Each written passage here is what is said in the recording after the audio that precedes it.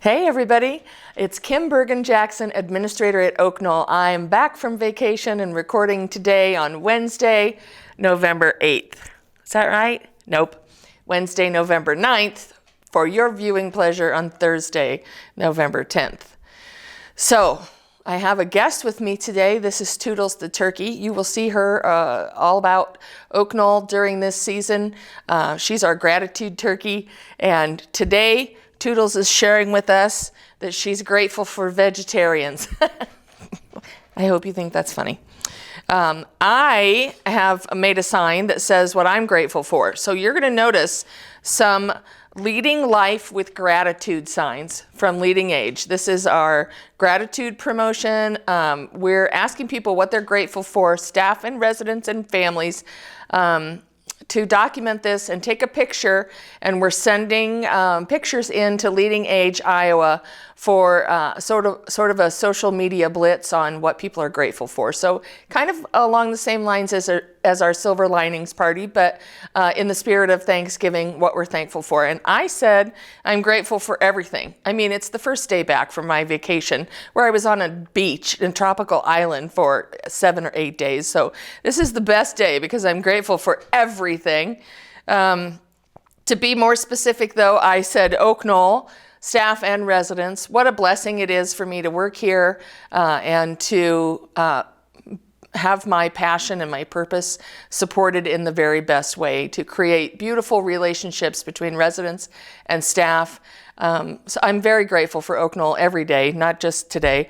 Also, Leading Age Iowa is an incredible organization that we belong to, trade association full of super awesome and amazing individuals I've gotten to know over time, and I couldn't be more grateful for them. Friends and family and puppies, of course. I put puppies down. And vacations, because that was awesome. And the College of Nursing. So there's not anything I'm not grateful for, except maybe politics, but we won't talk about that today. So you'll find materials necessary to fill out your own card by the admin offices and in the health center screen-in area. We want as many staff and residents and families as we can to do this so that we can share these signs all over the community and just bring a spirit of gratitude and gratefulness and connectedness and belonging. So important that spirit of community that we have at Oak Knoll, and I want to win the prize. And Leading Age is offering a prize, I don't know what it is, but to the community who shares the most enthusiasm and pictures on social media. So fill out your form, get your picture taken, and make sure Kim Herring gets it.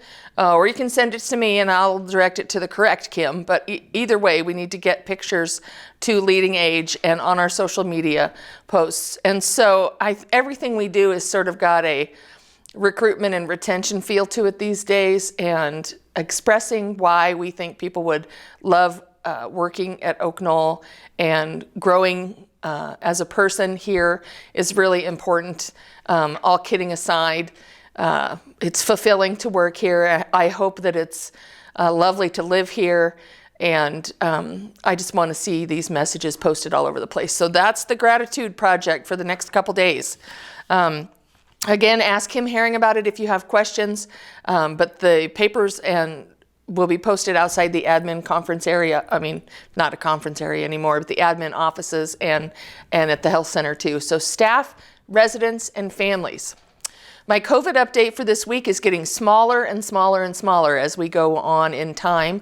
I'm happy to say that we have no residents on campus, any of the campuses, with COVID right now. The last person came out of quarantine yesterday. And we have very small number of staff who are still out on quarantine. I believe it's 4 staff who are out. They are not connected. They don't seem to be connected in any way. They're in different departments and in different areas of the company.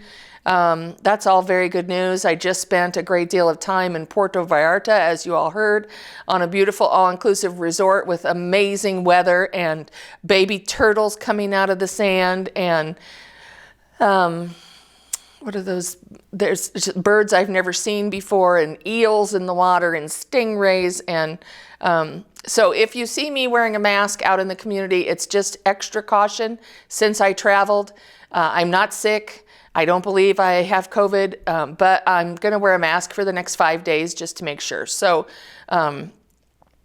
if you see me, don't worry. It's not because I'm working ill. I'm just being extra careful. For yourselves, I think we're not masked in independent living. The staff are still being asked to wear masks in the licensed areas. There are 2 measures of community transmission. The one for the public is low for Johnson County, which is great. The one for healthcare workers is high or substantial in Johnson County, which means, hospitalizations, ICU, and positive tests are higher than they would like it to be. I would say that this is kind of our new norm, that we're sort of in a pattern where there are approximately 100 positive cases in Johnson County per week, maybe 125. Of those, we may have some random people test positive, but we certainly aren't spreading it around. So we are not an outbreak. That's great news. For the most part, people are vaxxed and boosted. Everybody's vaxxed, as we know. Most people are boosted.